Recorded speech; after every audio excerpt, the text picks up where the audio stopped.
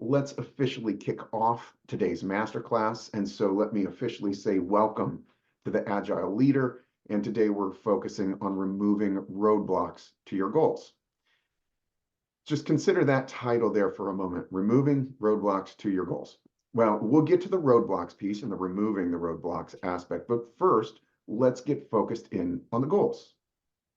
So let's get ourselves warmed up here for a moment before we go straight to our goals or your individual goals.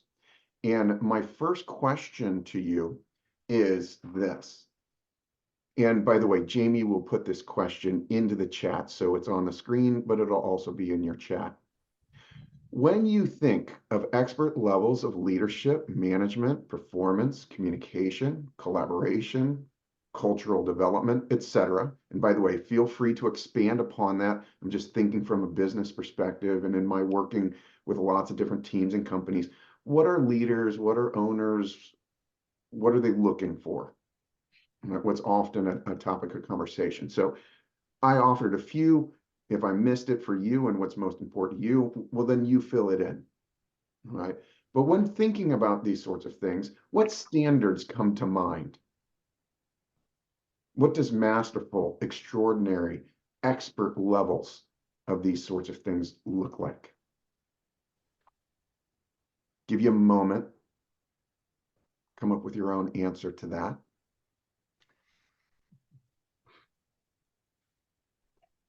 All right. And then for those who have an answer, throw it in the chat, share with us, or come off of mute and share if you would.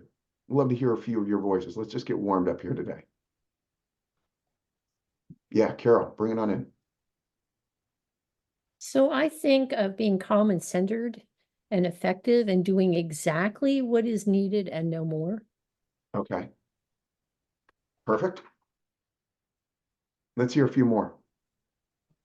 Consistency. Looking for consistency? Absolutely. And not double-side management. Okay. Get 12-step work in here. I like it. Ron, for yourself? I'd say willing to take chances. Okay. I like it. I think confidence and collaboration. Confidence, collaboration. All right. Katja, did I see you come off of mute? You want to share something? Goal-focused communication. Okay. Keeping that in mind as opposed to whatever else is in there. Going back to my communications class, you know, people hear what you're thinking, not what you're saying. Okay, excellent, excellent. So there, I imagine we have, yeah, there we go. I like this, as Jamie put into the chat. There's no intellectual property here. So maybe somebody, well, this is part of the beauty of learning in a group environment. Somebody says something and it was like, oh yeah, oh, that me too. Or, oh, yeah, okay. Maybe it's a thought and something else fires off for you. So here we have this general, what do we think of in terms of expert levels of leadership and management and performance and collaboration and cultural development? Okay, good. Now let's get to you more specifically. And I did hear some of that in what was just shared is, yes, some of that is for you specifically, but let's look at both ourselves, our teams, and our companies as a whole. All right. And let's get you your next question.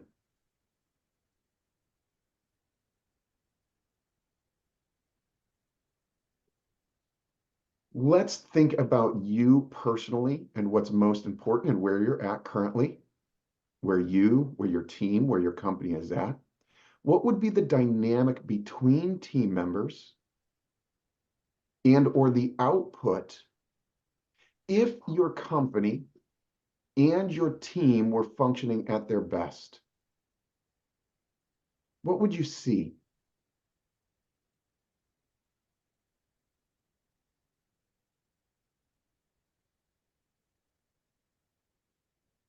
Maybe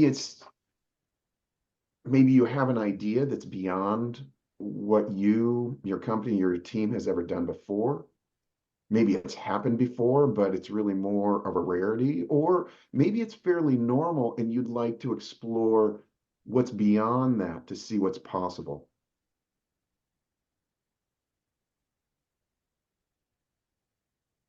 Mark, Yes, Joe. um, just working on getting your own act together.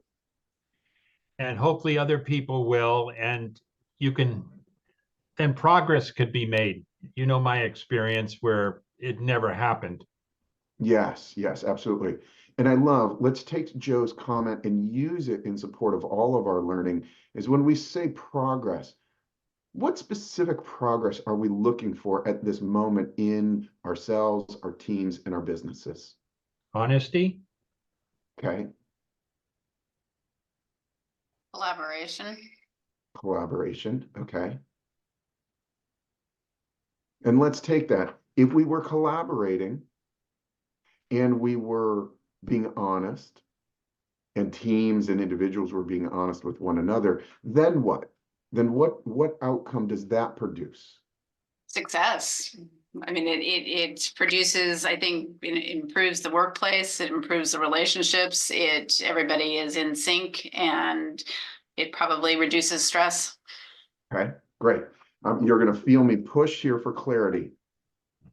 Is great. When we talk about stress, for example, Pamela, then what measurement of success, what aspect of success are we looking for more of right now in our businesses, in our teams, and in ourselves as leaders, managers, and producers? How would we know if we're being successful or not? What measurement stick are we using? well, the report, go ahead. I'm sorry, I would say the productivity. I think you can see that. It's very, very evident when people are being more productive.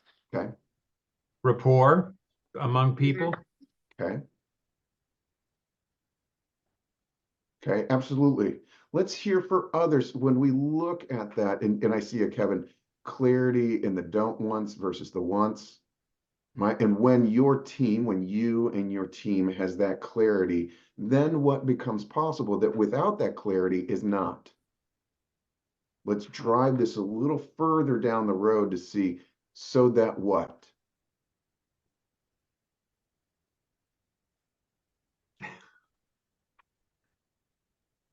Yeah, Ellen, yourself? So everyone's working in the same direction. Everybody's working in the same direction. Yeah, there's no pulling apart, no rogue No. affecting the overall development of the team. Okay, I love it. I love it. And let me continue to play there with challenging. So when everyone's working, because there I hear that answer, Ellen, that does answer the what's the dynamic that we would see. Right. And if that dynamic were the norm, then what would occur as a result that's important to either you or to the company at this time? I think mutual support would occur. Okay. Each team member would want the other person to be successful and support them in what they're trying to achieve, which then eventually affects the overall team, the overall success of the company. Okay. Right, absolutely. Okay, yeah, Marcella? I think too, sorry, I'm off mute. Yeah, I think too, like getting new clients, getting new business, making more revenue. Mm-hmm. Absolutely. Okay. Then I love to What did you want us to say by productive, or by what were you egging for? me personally. Yeah. The more clarity and connection that we can generate here through these questions, that's what I want. What that is for you individually, I don't have any grip around. I'm not Okay. trying to get somewhere there, but rather the more specific, because we're talking about guiding ourselves towards something, and the more specific it is, the better we can see, are we on track? Did I nail it and deserve to celebrate? Am I behind? Am I off track and need to realign? I find it is, whether it's in our personal growth or our pursuit in excellence in business, ambiguity can be a killer there. So a lot of times in our personal growth, that's where some of our funk sort of sits. In agreements, ambiguity is a killer. In commitments, ambiguity is a killer. Okay. So more clarity that we can have and more connection. Now, I'm assuming, I know that you're doing your own writing and you can hear my challenge towards specificity. Can I assume that there's a gap between where you're currently at today and what you see as you, your team, or your company operating at its best?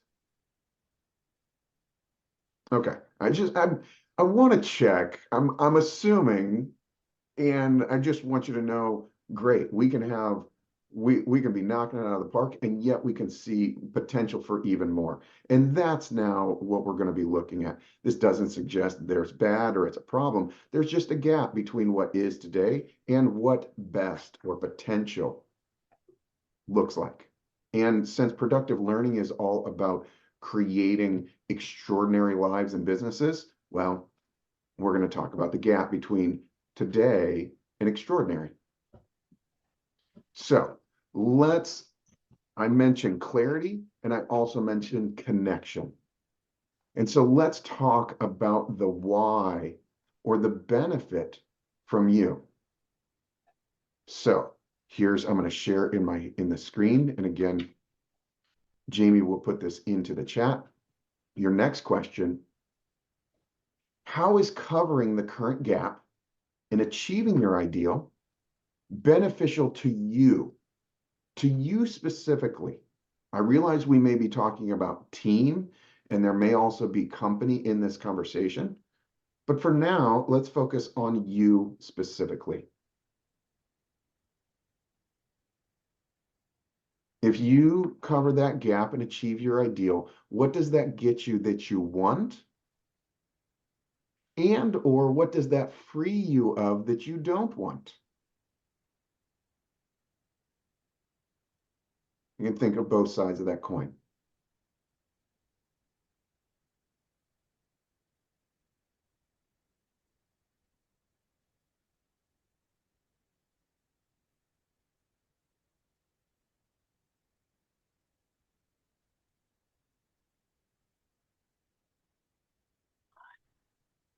Okay, give you a moment there.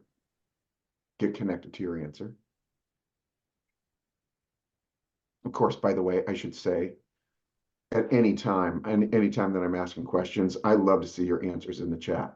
Just share with me. That gives me a little sense of where you're at, what's coming to mind, what you're working on, and then I can curtail how I'm facilitating our masterclass here to support you even better. Okay, so I see it, Kevin. It frees you of the assumption-based storytelling. Yeah, and then we say, so Kevin, if you were more aligned with reality rather than the story that you have with reality, then how is that good for you?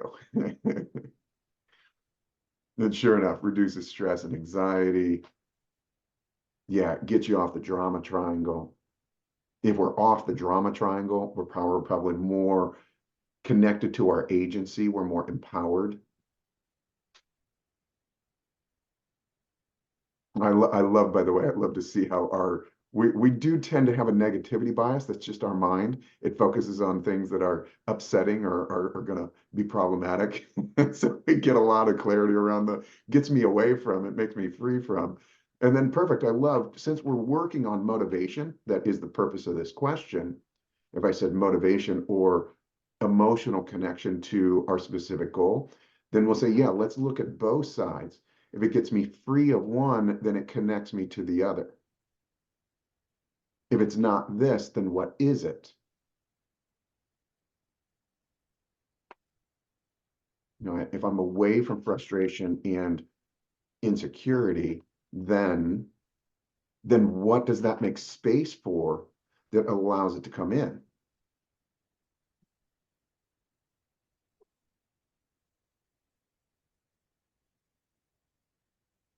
Okay, so working there. Now I'll come to your next question. And how much is that worth to you and or the business? Could also include your team in this, depending upon the different level that you're looking at or the different aspect that you're looking at.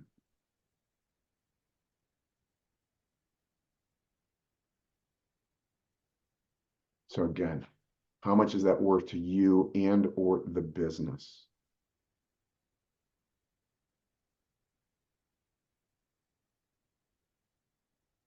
And I do encourage you, since we're coming into this from a business context, I like measurable metrics. I don't know if that's double speak. Are metrics always measurable? Whatever. My point being is that we can look at that and have a business case for it. It's like, oh yeah, if we're more collaborative, then what? And if that happens, what's the return to the business? If I wasn't on the drama triangle, then what? And how is that beneficial to me or the business? What's the worth of it?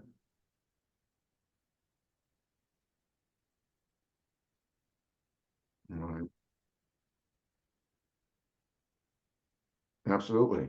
And so if there were more work and more referrals, as an example of seeing Joe's answer, then what sort of revenue does that represent to you or to the business?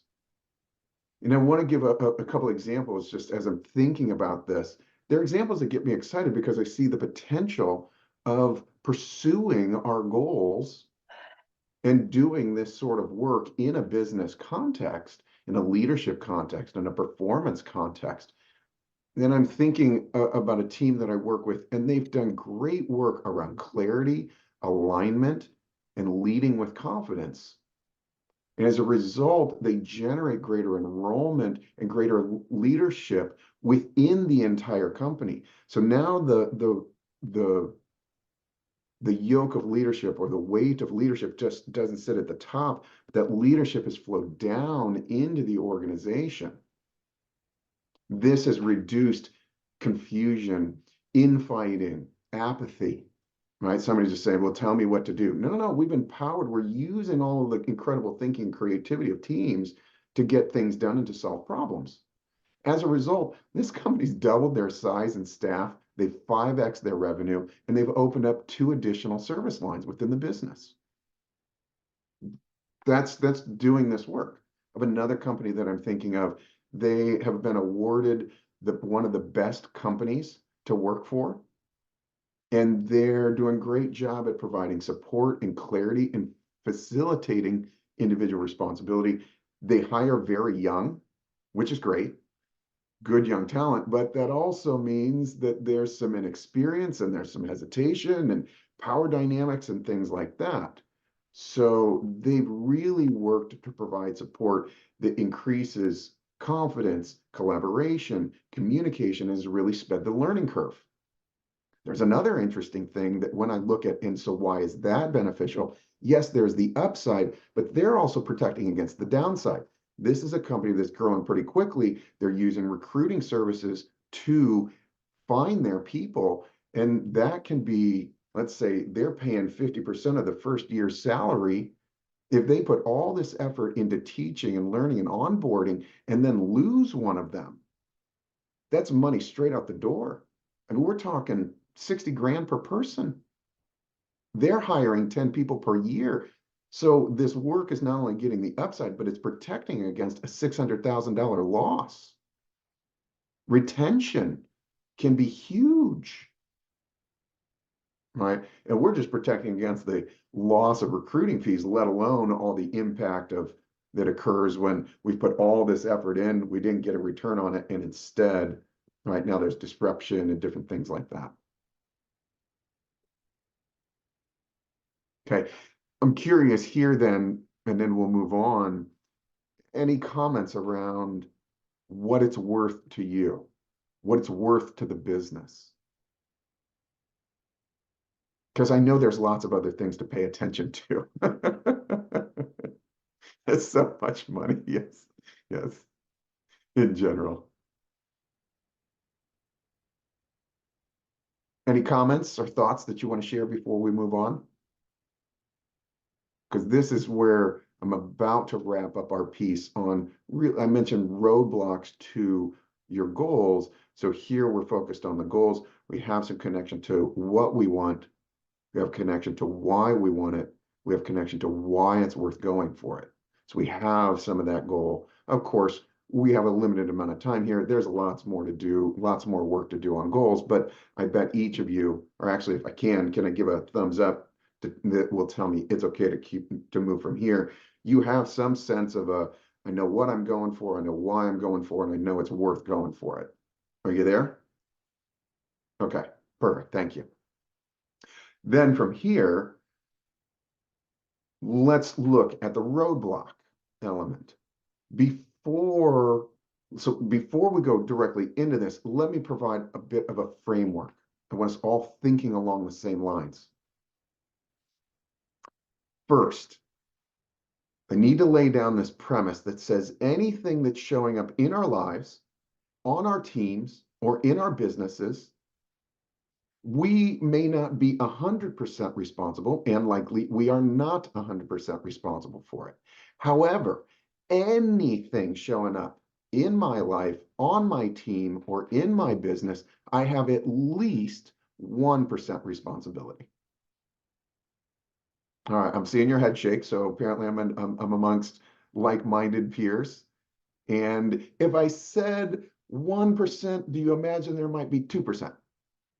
And maybe even 10, and maybe even 20, and maybe even 15. Let's see where it goes. Yeah, yes. And Kevin, there's some of those things that definitely when it comes to ourselves, we may have 100%. Right? Okay, so I wanted to start there. And that way, this isn't about, oh, shoot, I'm wrong. This is all on me. For some of us, actually, we're over responsible and we're not seeing the co-creative force going on out there. But let's say at least this isn't about being wrong, being bad, not being good enough. This is about agency, about seeing responsibility. And if I have responsibility, then I can do something about it. If I'm not responsible and it's happening to me, well, I'm just going to wait for it or them to change. Now, what I want and why I want it and the benefit to me and all the worth around it, I'm just sort of like, come on, baby. Like, let's hope it goes well. All right. And absolutely not. We heard about that drama triangle. We are way too empowered. We're way too powerful to be waiting for things out there. Okay.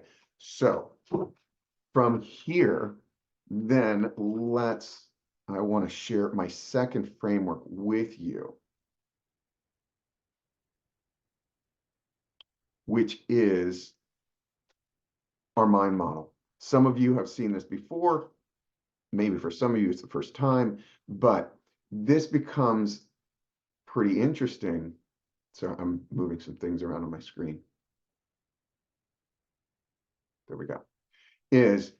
If we're looking, I want you all thinking along this line as we go forward, we're looking at some less than ideal result. I didn't say it's bad. We just said that there's a gap between where it is and the ideal. So hence it's less than ideal. If it's less than ideal, I know I'm in a co-creative environment, so other people play a factor. Now, I don't control what others do, but I do influence others. And I'm influencing others through my actions and my words. What I say, what I do, how I show up is influencing them. And together, we are co-creating this less than ideal result.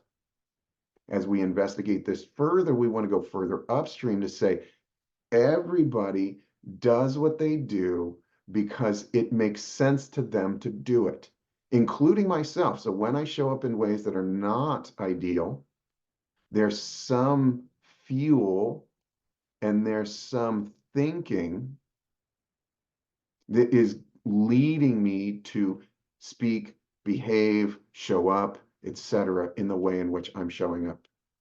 And yada, yada, yada. So when I say about our 1% responsibility, our 1% or greater part, I'm looking right in here. Okay, that makes sense? Very good. If we said the results are 100% in our hands, we'd be mistaken. We don't control results, right? And we also don't control others. However, we can be incredibly influential on both others and the results. And that's where we're going to put our focus for the remainder of our time together. Okay, good there? All right, perfect. Then let me bring you to your next. Then into our next question.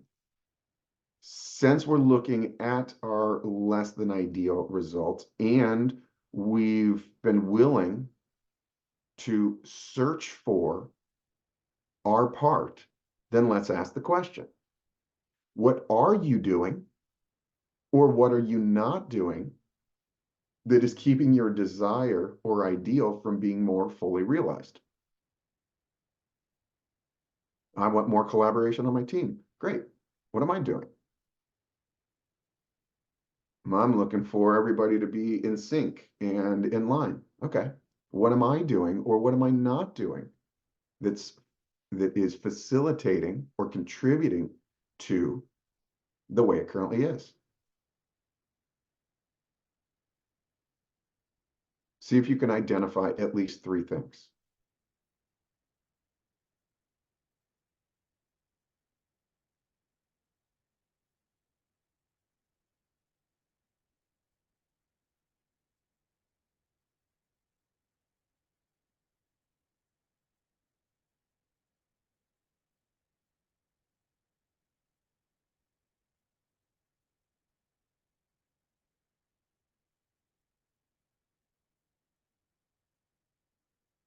And as a reminder to you, from time to time, I'm sharing the screen and these questions are also in the chat for you there. If I took the screen share away a little too fast for you.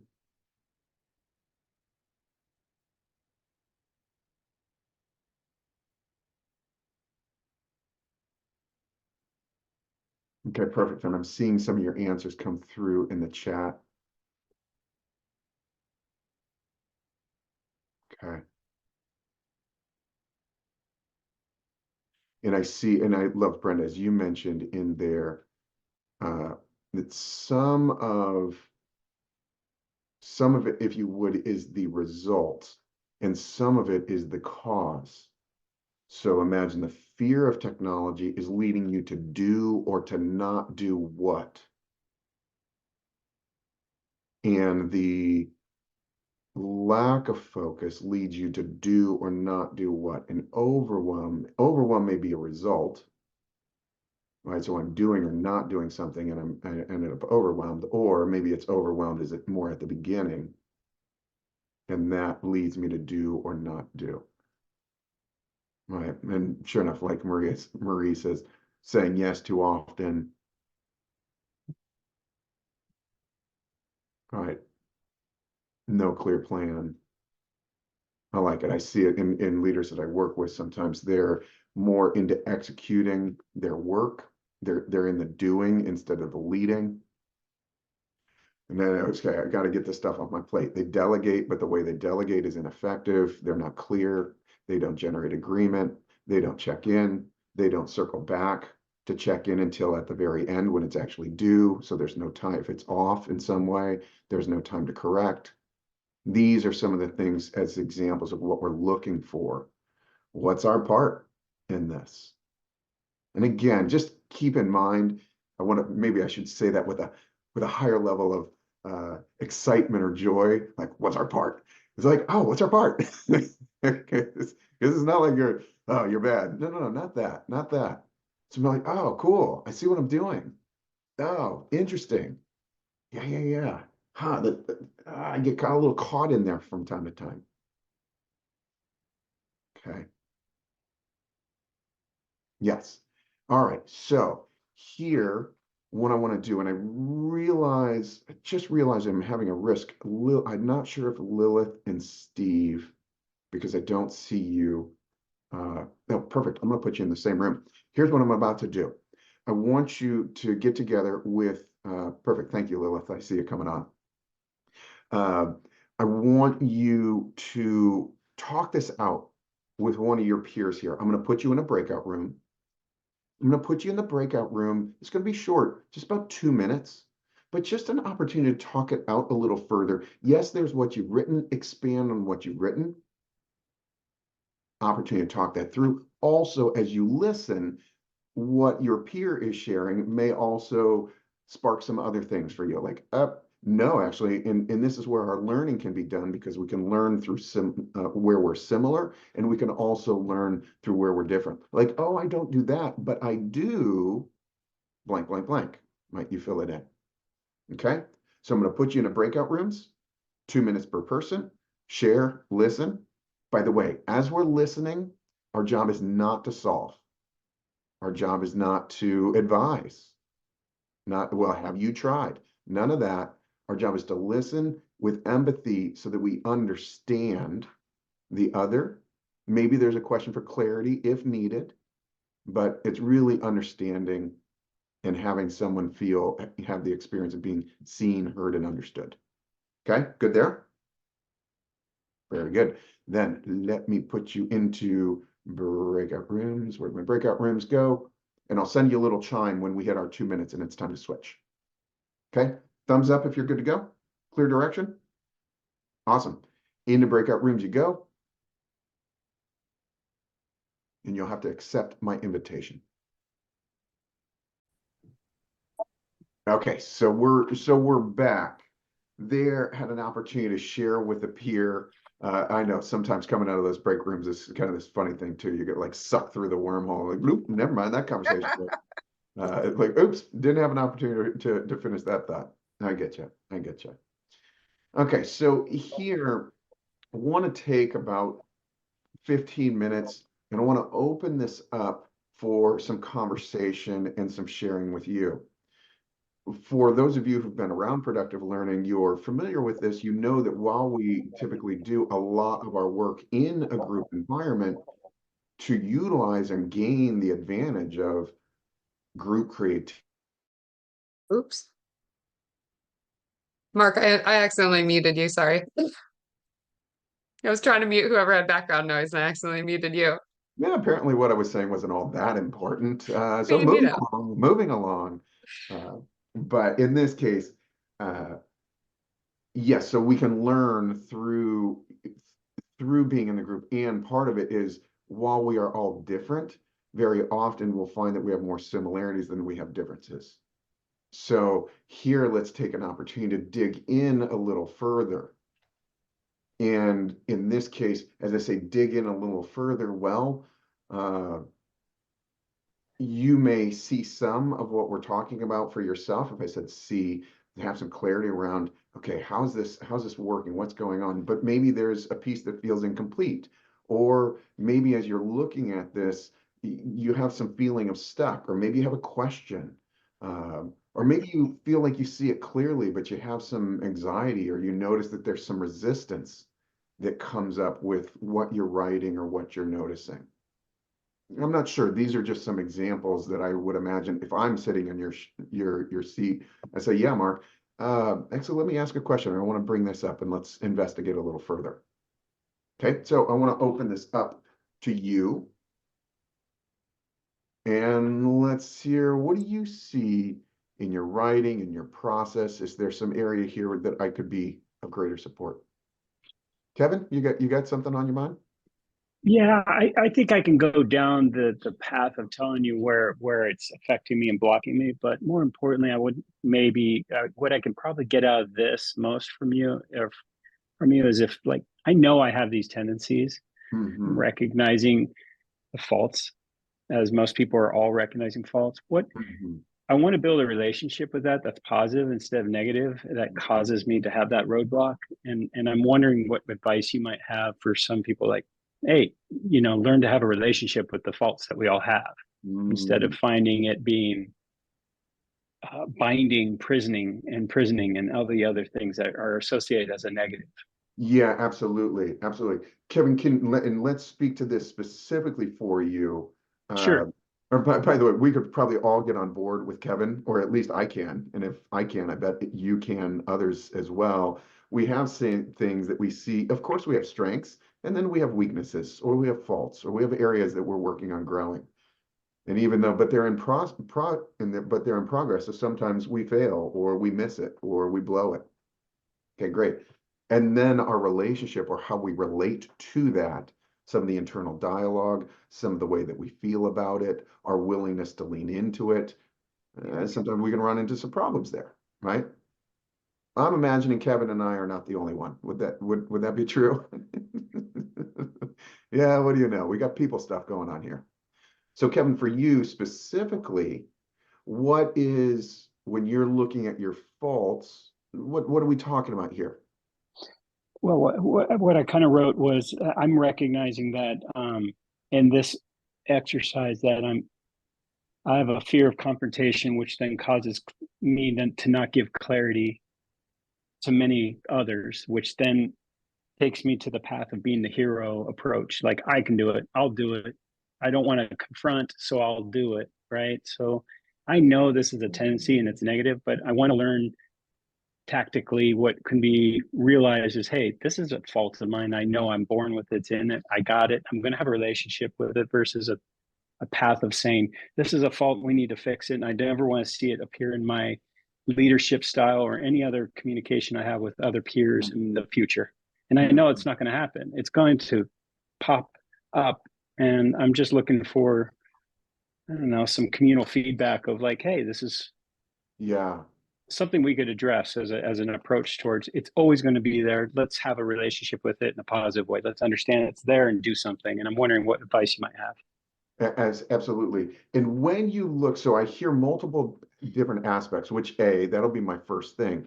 For all of us, there's very likely layers of complexity. There are multiple things going on. If it was just one, you might be able to just kind of solve that and get that done on your own. This is a big piece of why we do the work, so that we can take a 4-part problem that seemed like that we've jammed all into one, and we can pull it apart.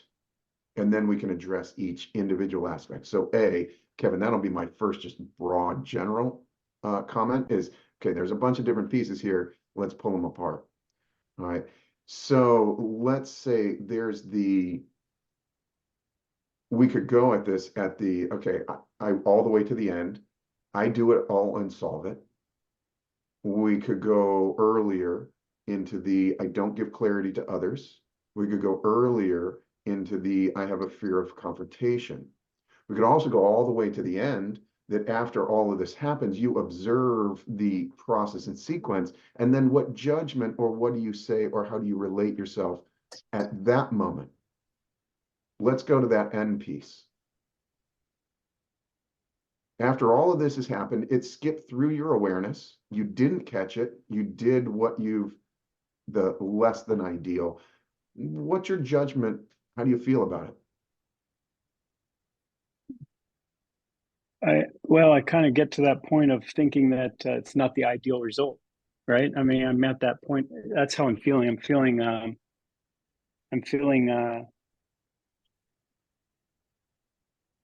yeah, most of the time I just feel like disappointment, maybe. That's the word. I got it. And if you would say disappointment, that the feeling is connected to? Well, insecurities, other things that are coming into play. I don't know, yeah, insecurity. My insecurities, my fear of that. All right. So let's stick. When you say insecurity, am I accurate in thinking your insecurity around you know what to do, you know why you do and don't do it, but yet you didn't, and then you feel disappointed that you didn't do what you know to do. I think that's a fair assessment. Yeah. And now, and adding to it, it's just the insecurity of fear of where I originally started in that circle of the fear of confrontation, right? Yeah. Fear of, I don't want to have that tough, crucial conversation with somebody, so I will avoid it. And then that's that's not an ideal outcome. Right. So yeah. So let's say here, Yeah, perfect. Yeah, and that's what I want you to see is this cycle that keeps on building. And in a way, unfortunately, the way our mind is relating to it makes a hard situation harder. Yeah. There's already a fear. Well, we can Mhm. address your fear of confrontation. We can look at all the thoughts and the assumptions, the beliefs, and all the feelings and how that shows up in your body and all that needs to be done to manage that so that you courageously engage. However, there's another piece that's coming along that is occurring over time. You keep on seeing yourself, you instead of seeing it like, let's say, and imagine you were a Major League Baseball player and you struck out.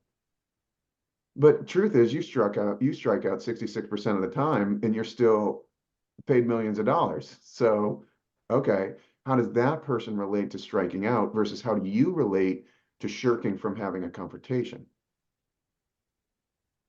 So that, and it's so there's a relationship to failure. There's a relationship there that is adding challenge because next time that you come in, you have the still existing fear of confrontation along with some disappointment from the last round and some doubt that you'll do it effectively next time. Yeah. We're making a hard thing harder. I laugh because I do it too. I could associate with Kevin, right? In my life where I do. Okay. So for now, let's have that. And I'll go back. And now we have some further clarity around I have fear and anxiety around confrontation, but I also have disappointment. And let's separate those two out and let's work them independently.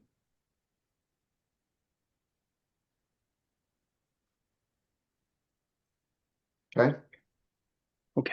All right. And just to let you know, I would love to take this conversation further, and then I'm going to honor the amount of time that we have, and I'm not going to. I got a hunger to support you. I'm like, no, let's go. No, thank you. Thank you. Time out. Okay. Time out. Perfect. We probably have time for one more. So if somebody else sees something, you have a question, you want to investigate something a little further, come off a mute and let's hear what you got. Mark, I think a lot of my issues of self-confidence and wanting to relate to people better and hearing them and stuff. I think a lot of it is my own. I don't key into myself before I start, and Right. so I'm more up in the air, up in the clouds, and then as this other guy said, as Kevin said, you can get wrapped up in different fears and stuff. And I don't know how to really, be ready for something or get myself ready like I do in Aikido or something. Yeah. Well, and there's a piece there, Joe, where I can relate, and probably all of us.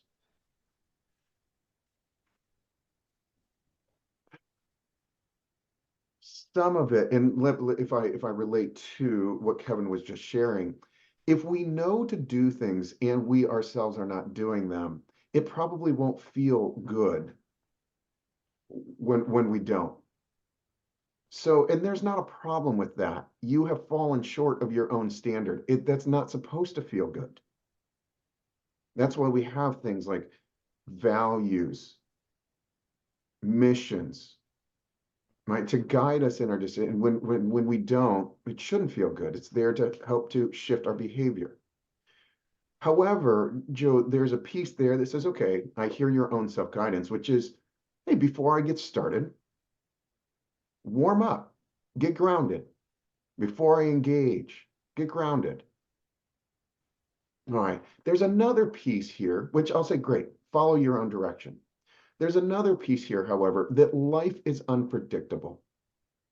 So to be ready all the time, it's just not going to happen. That's just not the nature of life. You can't take the uncertainty and the unpredictability of these things out. I only want to be vulnerable if I know it's going to be received well. I only want to engage in a conflict if I know it's going to produce a better result. I only like, nope, sorry, doesn't happen.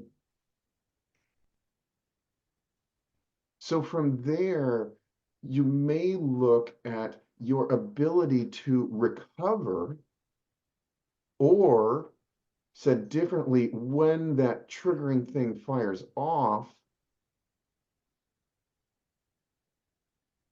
both what other thoughts and feelings and assumptions are getting triggered when you weren't prepared and this happens, then that is a new experience which is firing off a new set of thoughts and feelings. They were ready to go, and now the match hit the fuse.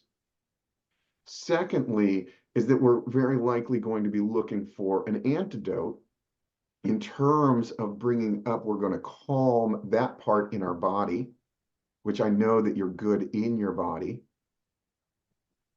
And so as you calm that in your body and you've come back to a space of neutrality, well, then where do you go instead? In terms of then what's the other thought, assumption, belief that is as true or more true that you can connect to, along with the corresponding feeling that you can use to guide yourself into more functional action. I'll have to Right. think about that. Yeah, Thanks, Mark. absolutely. Absolutely. And I'm doing the work right alongside of you. I'm committed to my growth and to my greatest potential in my own life. And so I do this work. I literally, Kevin, just to share, if I said I can relate, I literally wrote on a sticky note this morning. I guarantee not communicating will lead to distance, disconnection, stress, and the likely communicating will do, but I can guarantee not. And that's part of, for me, when I say shifting, I may have some anxiety or some hesitation. Jesus, feels really awkward and vulnerable. And then I got to tap into a belief, which I believe that. I don't actually know that it's true, but I believe it's true. And that's all that matters. And then I can go test it. Okay. So in here, let me, watch, our time flies. And so let me share this with you.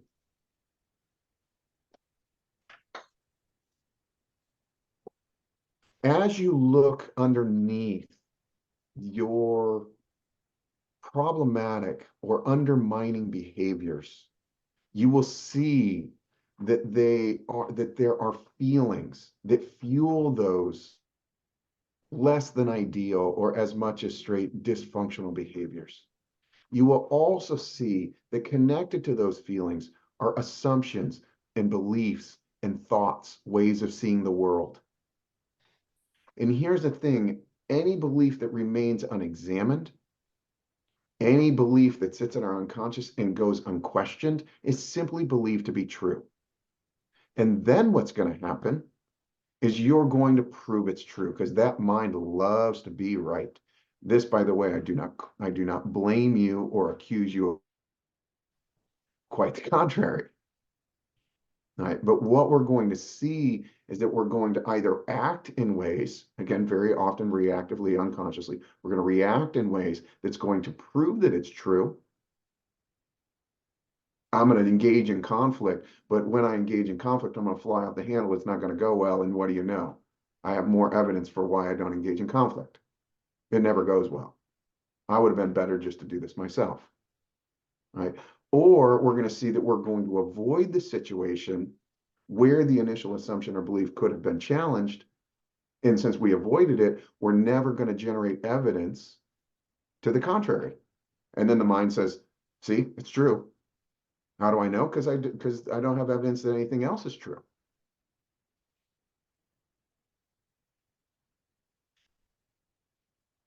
Okay. So your homework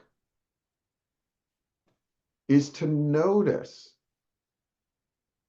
and record your current behavior along with, as you notice the behavior, which sometimes is what's easiest to see, because we got our result, we can see our part, and then we want to look upstream and see what are these thoughts and feelings. What are the feeling states that we need to develop a new way of relating to and processing, because that feeling just kicks our butt. And what are some of these thoughts and assumptions that are connected to these feelings? And let's go investigate them. All right, so for now, we're really working on awareness, awareness, awareness.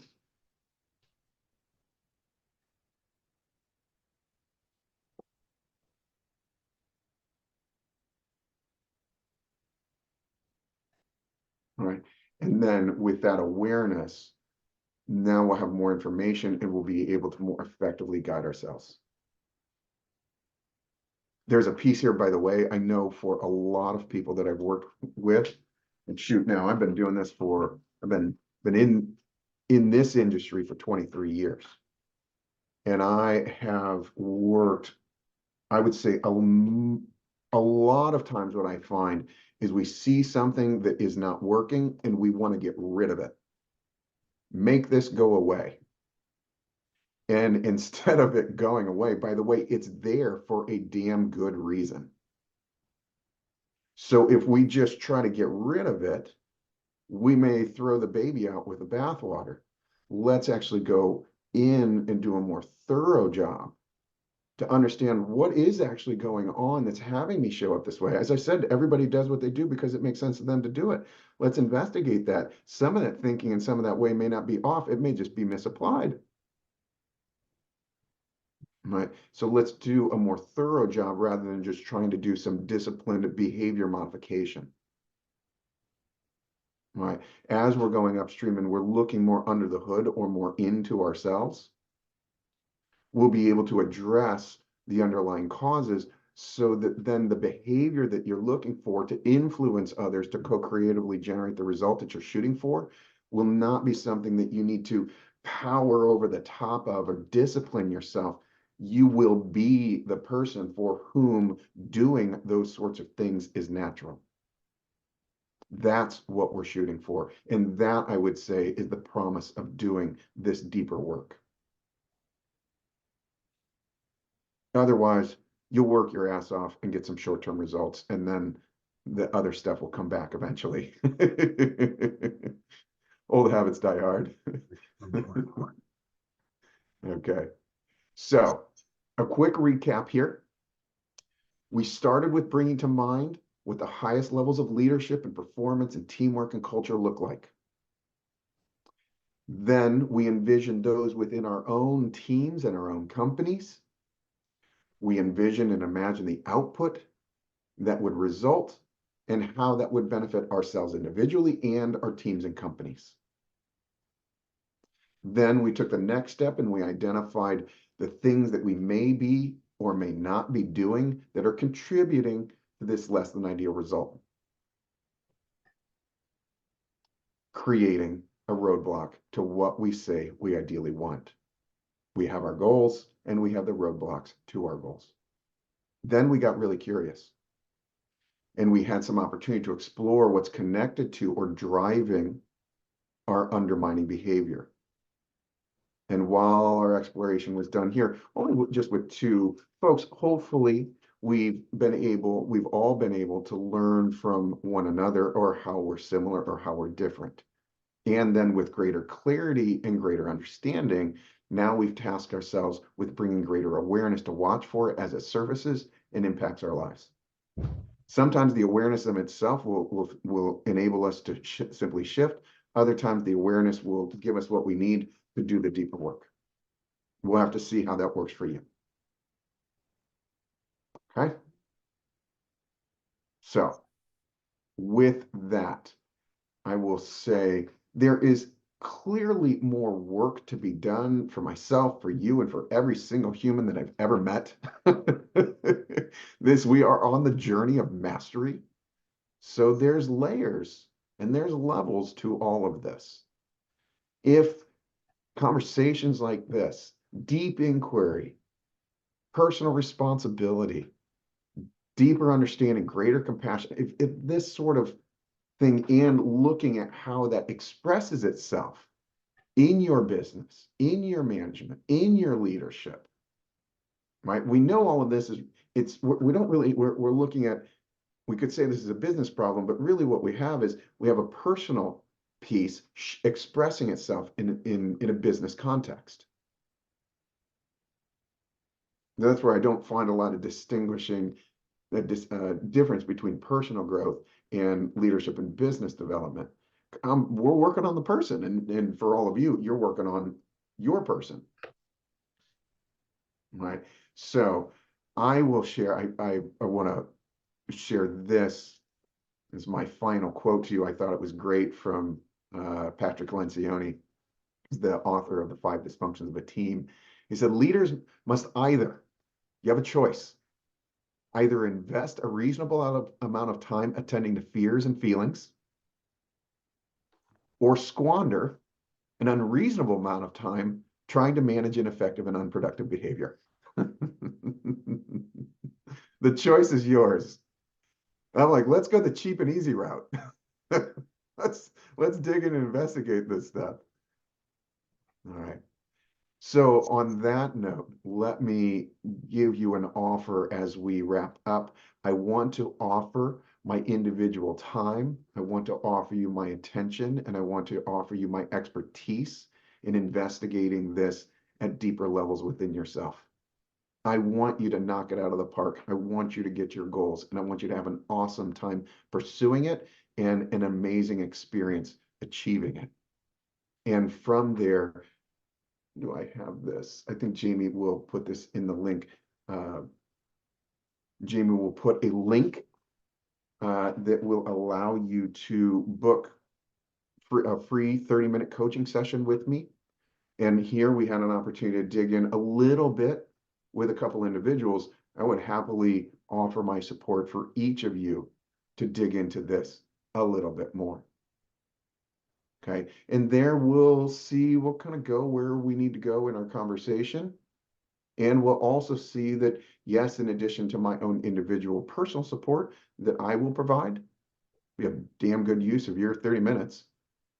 Then we also recognize that there's other programs that Productive Learning offers.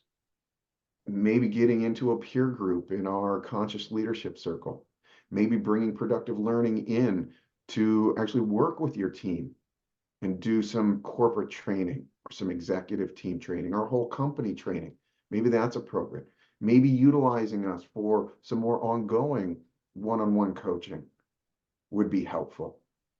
Lots of different ways to go about it.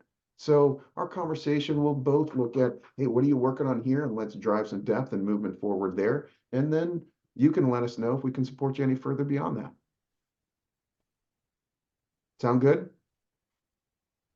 All righty. Well, with that, Jamie, is there anything that I have missed here? I don't think so, Mark, but I'm gonna reiterate how helpful it is to have somebody outside of yourself reflect your own self-discovery back to you so you can see your own blind spots. And Mark doesn't often offer anything for free. So I would encourage you all to take advantage of it while you can. It's really worth it to have that time to really have somebody else look deeply with you at your own perspective from a different angle. It's great. I love it. I love it. You're very right. Yes, usually I get paid pretty well for doing those sorts of things, and that's fine. It's my passion. It's what I want to do. It's how I want to spend my life. So absolutely, if I could spend that with fun people like you, that sounds like a great day. Good. All right. Beautiful. Thank you all for joining us. Yeah.